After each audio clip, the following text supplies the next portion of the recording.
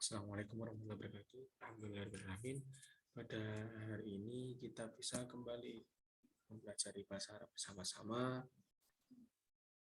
Saya harap pada kesempatan hari ini adik-adik semuanya dalam keadaan sehat walafiat dan selalu dalam lindungan Allah Subhanahu wa taala. Jadi sebelum memulai pembelajaran hari ini, mari kita buka dengan bacaan Al-Fatihah. Semoga kita selalu dalam lindungan Allah Subhanahu wa taala dan selalu mendapat keberkahan di Allah ya wala kulli sholihah. Amin amin ya rabbal alamin. Selanjutnya, setelah minggu kemarin adik-adik telah melihat video penjelasan terkait contoh soal kitabah yang saya ambil dari buku cetak. Nah, itu adik-adik sudah mengerjakan mulai nomor 3 sampai nomor 10. Dan saya sendiri juga sudah menilai pekerjaan adik-adik semuanya. Jadi untuk sekarang, setelah adik-adik mengerjakan secara mandiri, saya akan membahas tentang soal kitabah kemarin. Jadi mohon disaksikan dengan seksama sehingga adik-adik bisa paham terkait kitabah untuk materi bab 1 ini. Selanjutnya, itu sebelum untuk membahas soal, saya akan memberikan pembahasan materi terkait jumlah ismiyah dan fi'aliyah. Materi ini akan berkaitan dengan pembahasan nanti. Ya, jadi dalam bahasa Arab itu terdapat dua bentuk jumlah atau kalimat. Kalau dalam bahasa Indonesia kalimat ya. Nah, yaitu ada pertama jumlah ismiyah dan yang kedua jumlah fi'liyah. Jumlah ismiyah merupakan jumlah atau kalimat berbahasa Arab yang diawali dengan kalimat kata atau isim. Ya, isim dalam bahasa Indonesia kita ketahui juga dengan kata benda. Contohnya, maudhu'ul muhadharati fi hadzal hafli. Nah, maudhu itu kan merupakan bentuk isim. Maka bisa dikatakan bahwa jumlah tersebut adalah jumlah ismiyah karena diawali dengan kata isim atau kata benda. Seperti itu. Yang kedua yaitu jumlah fi'liyah, merupakan jumlah atau kalimat berbahasa Arab yang diawali dengan kalimat atau kata fi'il atau biasa dikenal juga dengan dalam bahasa Indonesia yaitu kata kerja. Contohnya, hadarat talamidu fi qa'atil madrasati. Nah, seperti yang kalian adik-adik ketahui, hadara merupakan fi'il madi yang berarti maka bisa disimpulkan bahwa merupakan kalimat tersebut atau jumlah tersebut merupakan jumlah fi'liyah karena didahului oleh kata fi'il atau kata kerja. Jadi untuk membedakan isim dan fi'il itu sangat simpel. Adik tinggal lihat kata pertama dalam jumlah tersebut, maka adik langsung bisa untuk menentukan apakah itu jumlah ismiyah atau fi'liyah. Apabila kata depannya itu isim, maka dia ismiyah. Kalau kata depannya fi'il, maka dia fi'liyah. Selanjutnya yaitu penentuan ismiyah atau fi'liyah. Nah, kemarin kan adik-adik mengerjakan soal menyusun kata-kata yang diacak. Nah, penentuan ismiyah atau fi'liyah ini berpengaruh pada penentuan kata pertama yang ditaruh di depan. Karena untuk menentukan ismiyah atau fi'liyah, untuk mengetahuinya kita melihat kata pertama. Maka mempelajari penentuan ismiyah dan fi'liyah itu sangat penting karena akan berpengaruh pada penentuan kata pertama kita. Nah, untuk penentuannya ini merupakan salah satu trik ya. Jadi adik-adik bisa mempelajari ini, memahami dan mempraktekkan juga sehingga akan lebih mudah ke depannya.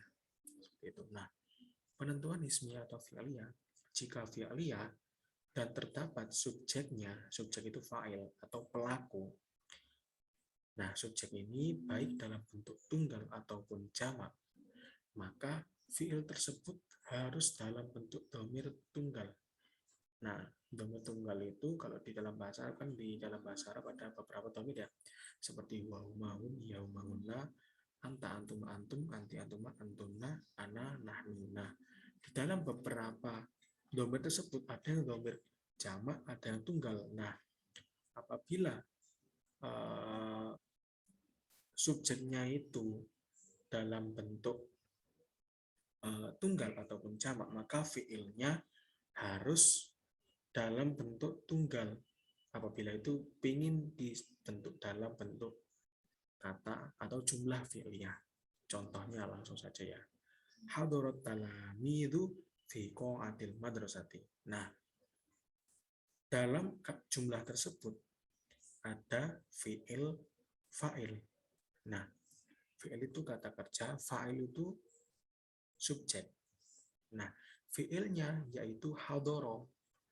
Nah, hadoro itu merupakan fi'il atau kata kerja, maka kita lihat apabila fi'il tersebut itu berdomir huwa, yang mana huwa itu merupakan domir tunggal, maka kita bisa meletakkannya di depan atau meletakkannya mendahului subjek. Seperti itu. Jadi kriteria untuk meletakkan fi'il di depan atau di sebelum dari subjek itu harus dalam bentuk tunggal. Ya. Jadi hadarat talami itu fi qa'atil madrasati. Walaupun at-talami itu dalam bentuk jamak. Makanya tadi saya tuliskan baik dalam bentuk tunggal ataupun jamak. At-talami itu merupakan bentuk jamak dari at-tilmidu. Nah, apabila kalau kita nanti ganti hadarat tilmidu fi qa'atil madrasati, maka tetap jadi hadarat karena baik dalam bentuk tunggal ataupun jamak, maka yang dituliskan di sebelum subjek itu fi'il dalam bentuk domir tunggal. Seperti itu. Jadi kalau misalkan domir yang ganda, tasniyah, atau domir yang jamak, nggak bisa ditaruh depan. Atau nggak bisa ditaruh sebelum subjeknya. Seperti itu ya. Maka selain fi'il dalam bentuk domir tunggal, apabila terdapat subjeknya tidak bisa diletakkan di belakang, kecuali domir nahnu. Itu. Jadi apabila tidak ada subjeknya, maka harus diletakkan di depan.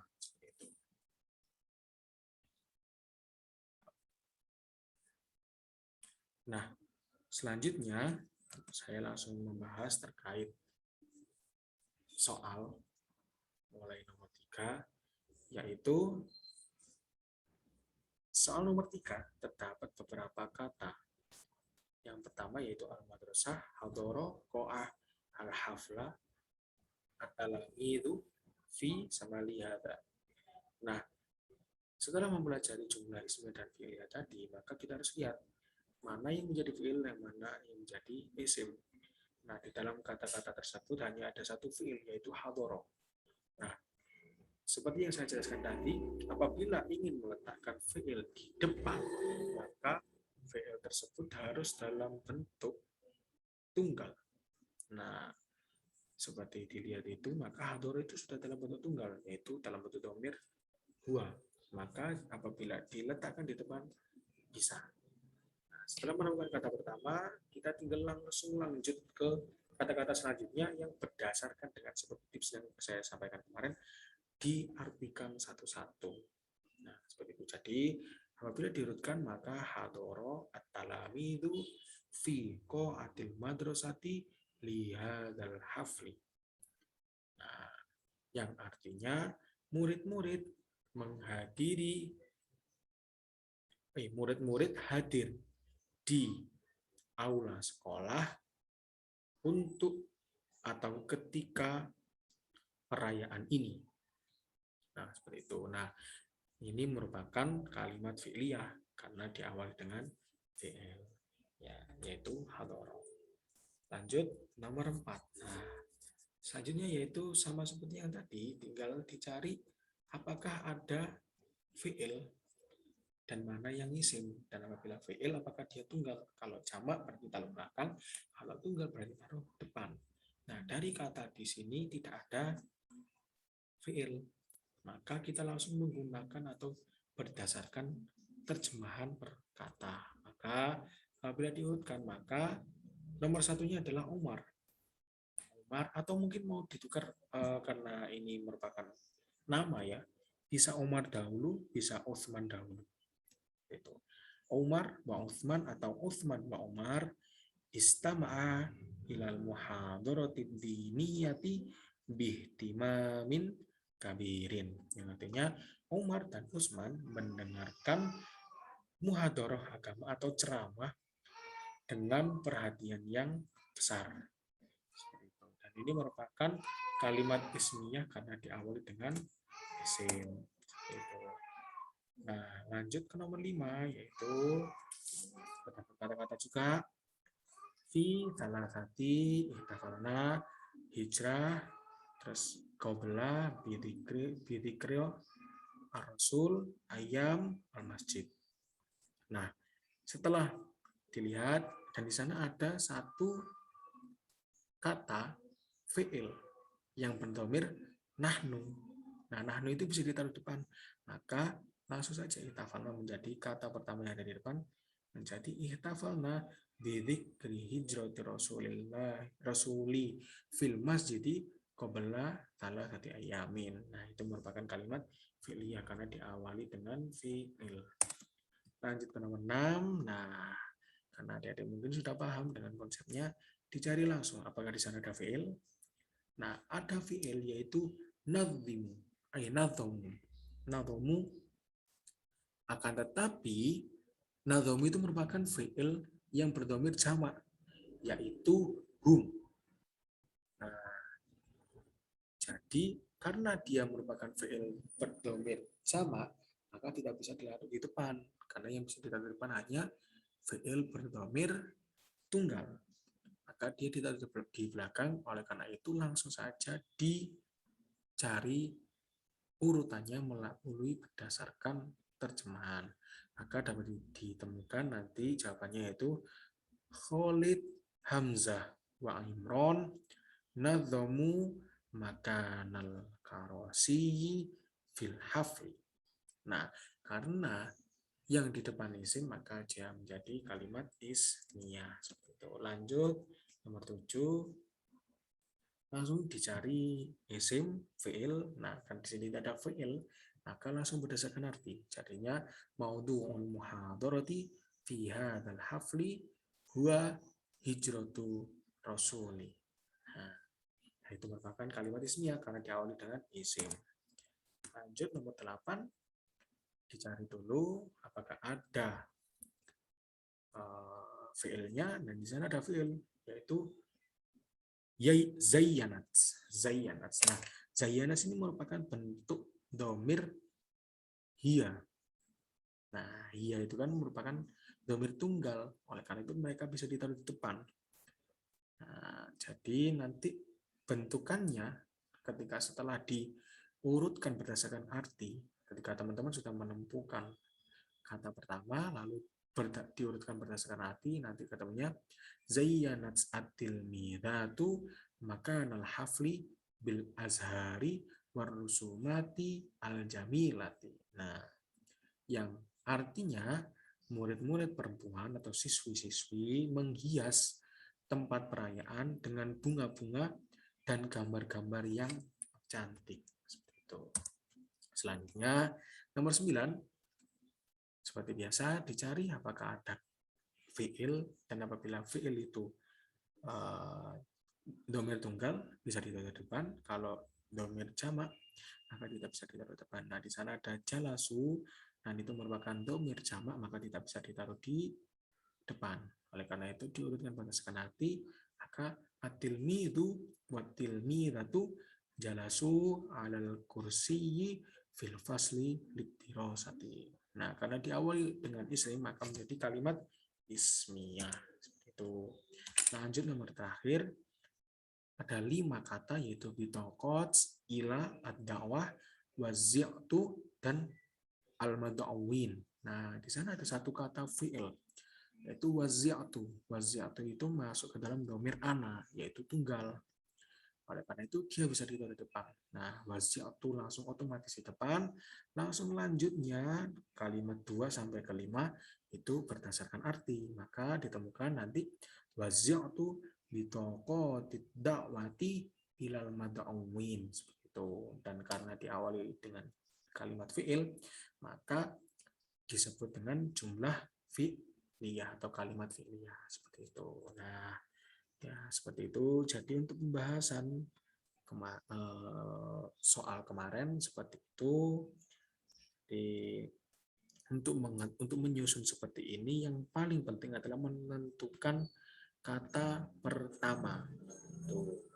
Kata pertama bisa dilihat apakah ada fiil, kalau ada fiil apakah dia jamak atau tunggal.